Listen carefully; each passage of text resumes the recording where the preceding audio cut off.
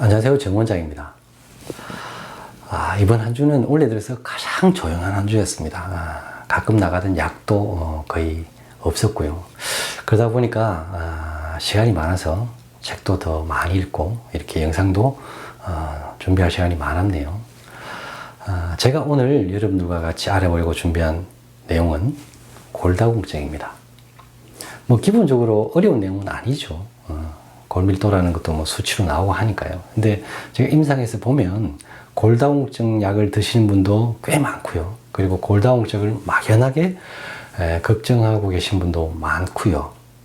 그런데 또 뼈를 튼튼하게 해서 골다공증을 좀 예방하려면 어떻게 해야 되는지 제대로 알고 계신 분도 별로 없습니다.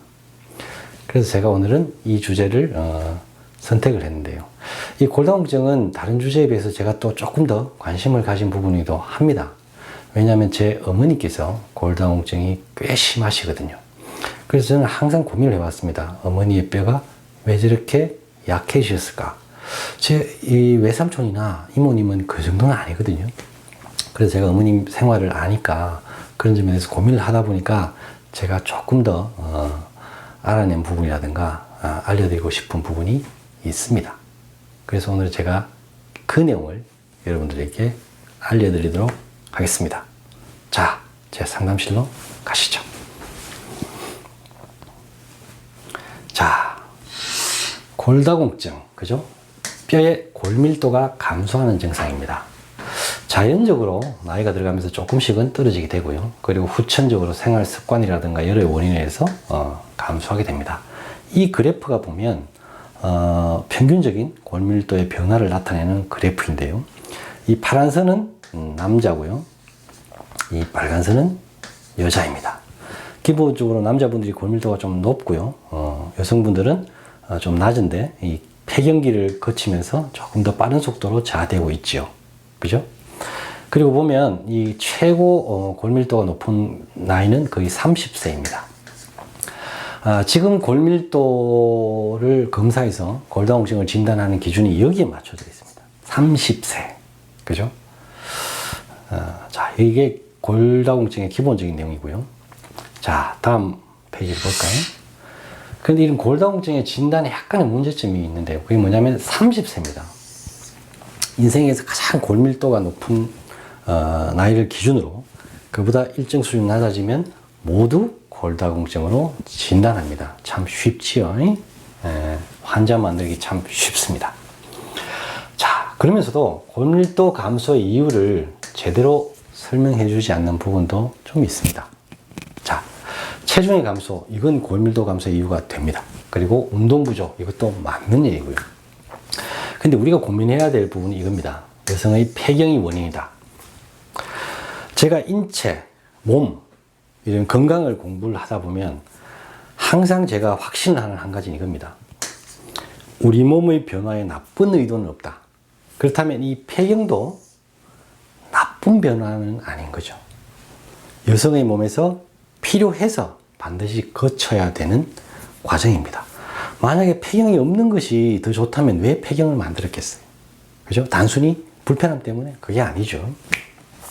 몸에서 이런 변화를 일으키는 데는 분명히 이유가 있습니다.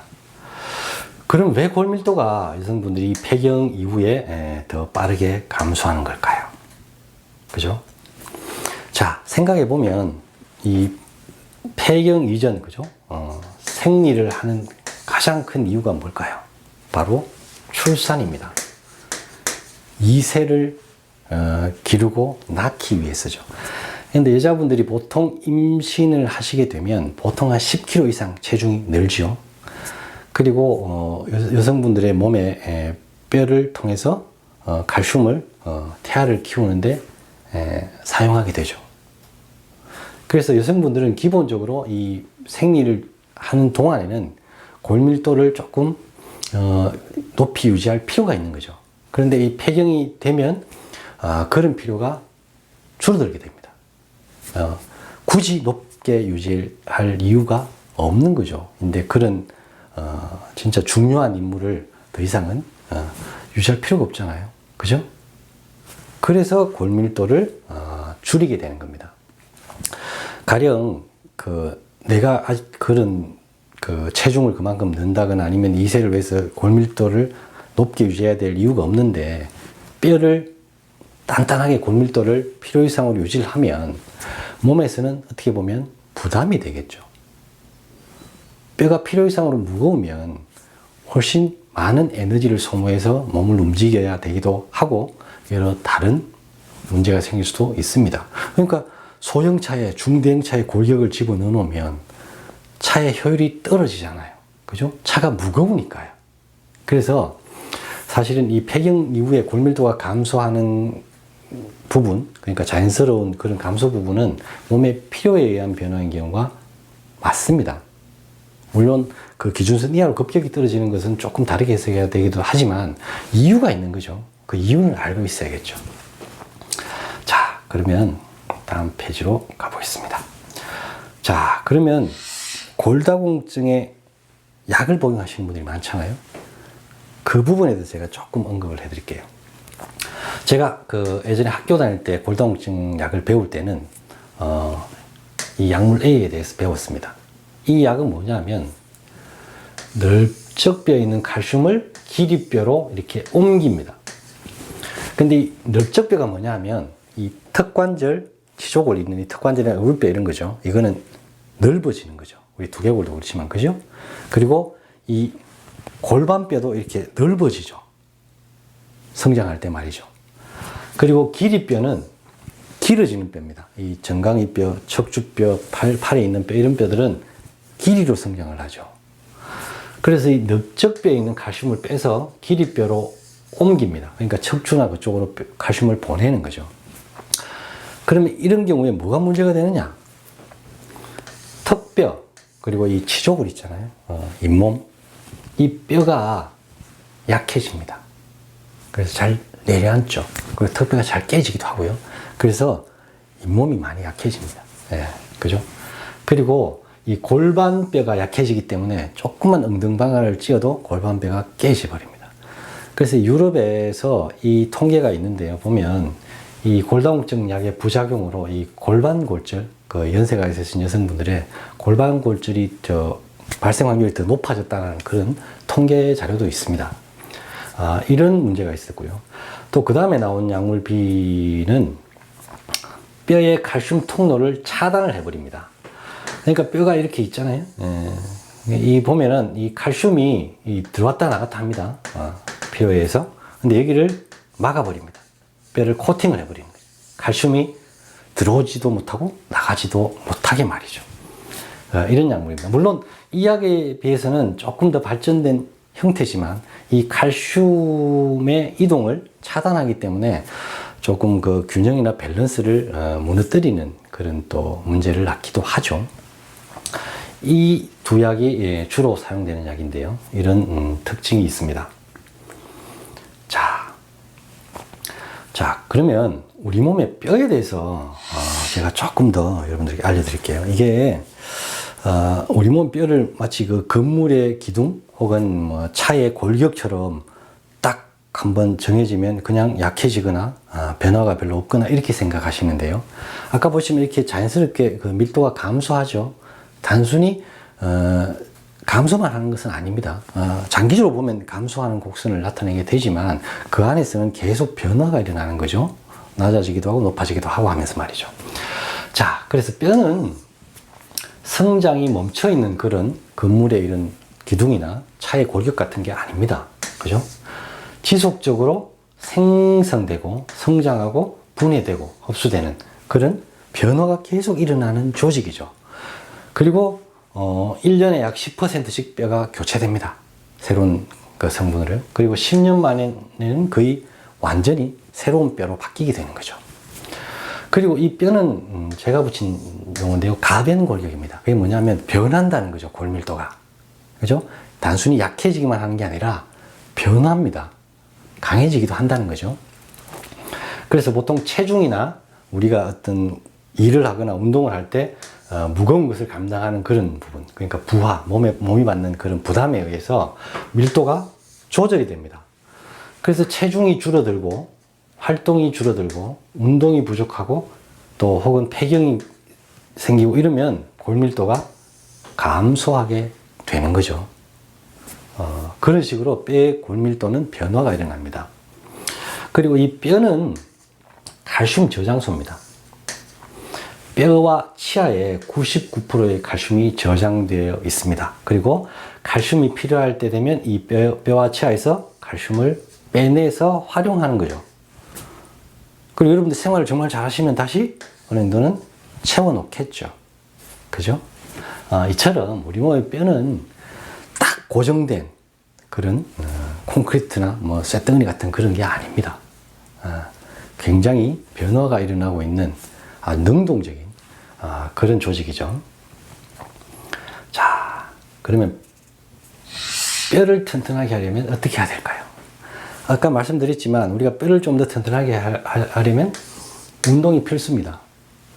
일을 열심히 하신다면 또 그걸로 충분하겠지만 특히 약간은 무게를 지는 또는 근육이나 몸에 체중을 좀 더 싣는 그죠? 그런 운동을 하셔야 뼈의 골밀도를 몸에서 조금 더 높게 유지하려고 노력을 합니다. 그래서 사실 여성분들에게는 이 무게를 감당하는 이런 웨이트 트레이닝이나 조금 더 근육을 쓰는 그런 운동이 훨씬 좋습니다. 기본적으로 근육량도 남자분에 비해서 부족하기 때문에 뼈를 잡아주는 것도 좀 약하고요.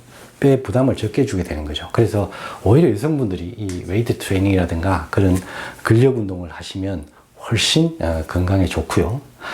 그러면 팁으로 남성분들은 사실은 전부는 아니지만 이 뭉쳐서 문제가 많이 오거든요. 어깨나 허리나 항상 그죠? 노동이나 뭐 아니면 운동이든 간에 말이죠. 그래서 사실 남성분들에게는 요가, 필라테스, 그죠? 그리고 스트레칭 이런 근육을 부드럽게 이완시키는 운동이 남성분들에게는 조금 더 필요합니다. 요건 그냥 팁을 알고 계시고요. 그리고 뼈에 가장 중요한 것이 또 비타민 D입니다. 이 비타민 D의 역할이 뭐냐? 장의 칼슘 흡수를 돕고요. 신장에서의 칼슘 재흡수를 돕습니다. 그래서 비타민 D가 부족하면 이게 제대로 안 되는 거죠. 그래서 뼈가 약해집니다. 그래서 비타민 D의 사실 가장 중요한 것은 햇빛입니다.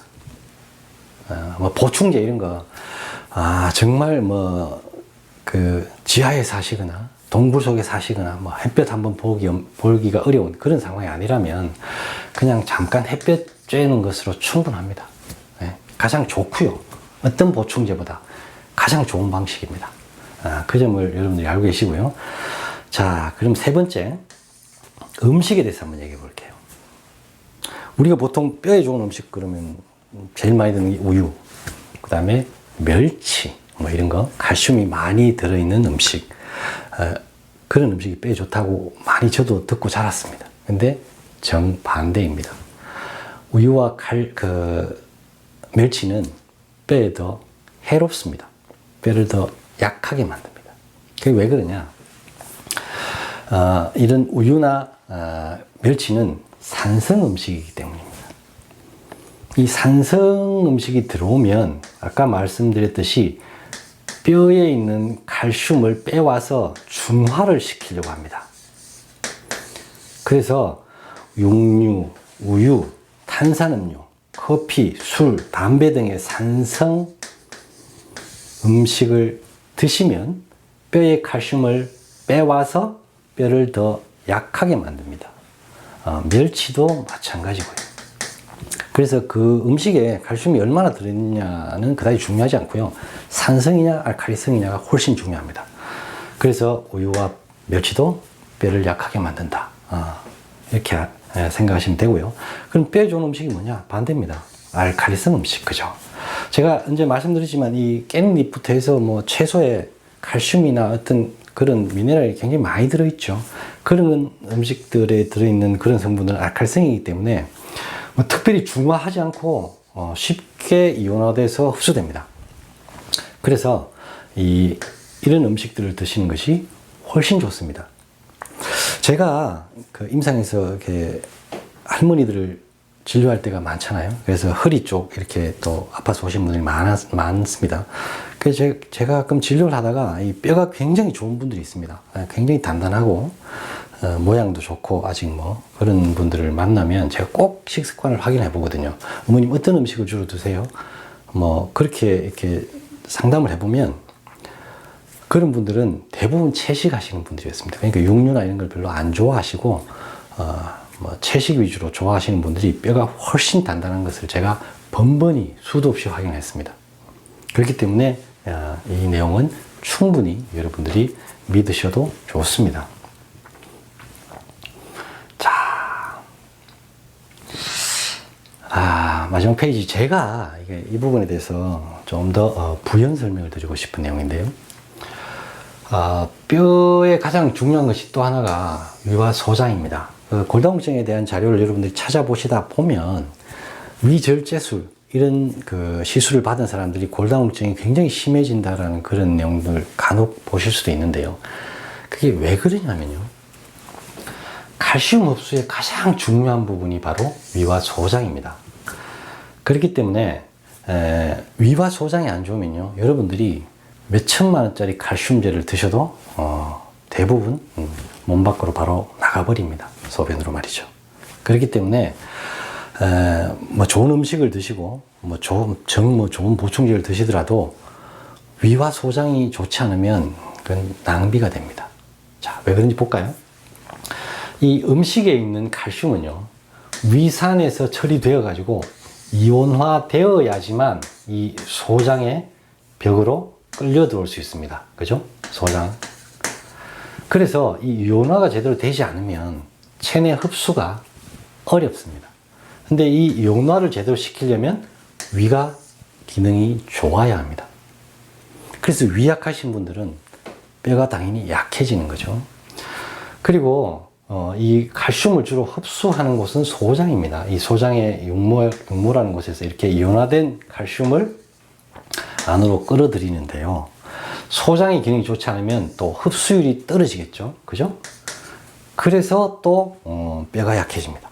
그래서 여러분들이 뼈를 튼튼하게 하시려면 위와 소장에 꽤 많은 신경을 쓰시는 것이 좋습니다. 참고로 하나 더 말씀드리면 철결핍성 빈혈도 유사한 과정입니다.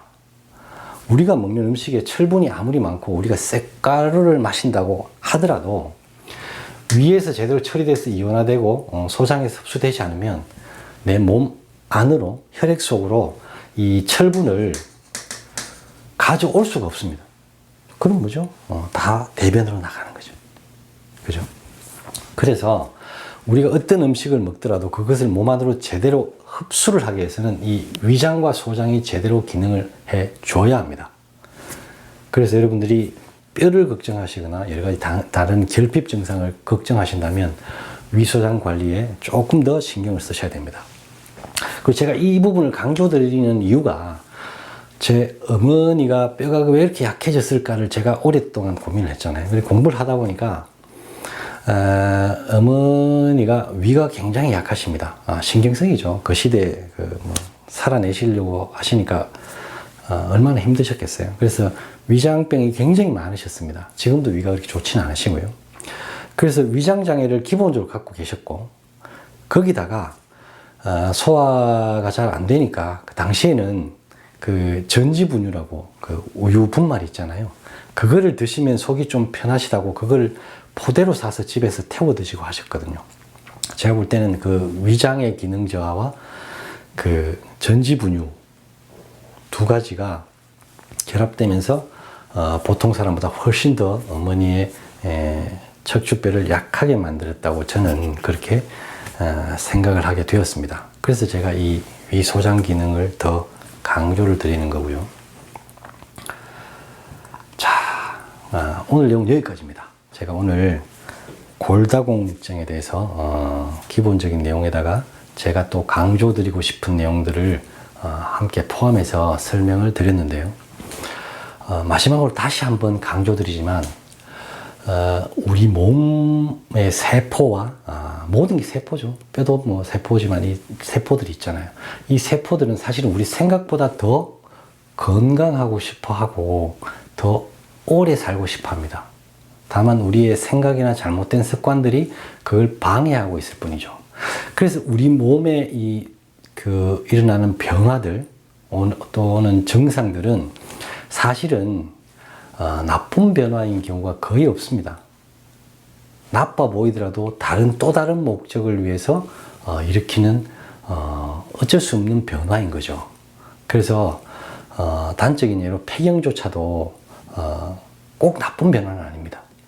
이제 노후를 준비하면서 조금 더 몸을 튼튼하게 유지하려고 하는 큰 변화인 거죠. 그 과정에서 물론 수치적으로 뭔가 조금 안 좋아 보이는 것처럼 보이는 변화가 있더라도 또 더 큰 것을 얻기 위해서 어떻게 보면 일어나는 변화입니다. 제가 예전에 기업의 구조조정과 유사하다고 말씀드렸는데 또 어떻게 보면 조금 약화시킬 수밖에 없는 부분도 없지 않아 있겠죠. 그리고 그것을 우리가 나쁘게 인식하면 안 된다는 거죠.